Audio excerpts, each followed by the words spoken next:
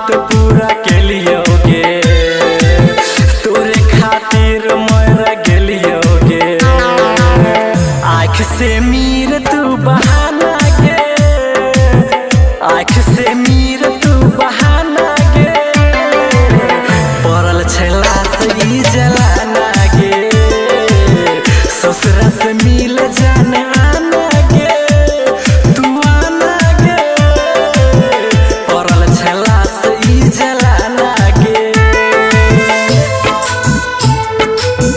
पड़ल छला से ई जलाना गे।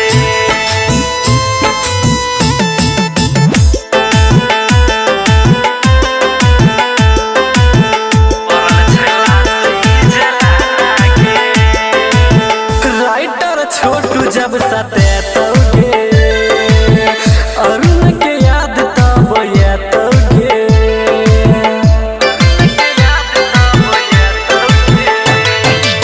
सोनू मुकेश जब सतेतोगे, देवन के याद तब येतोगे।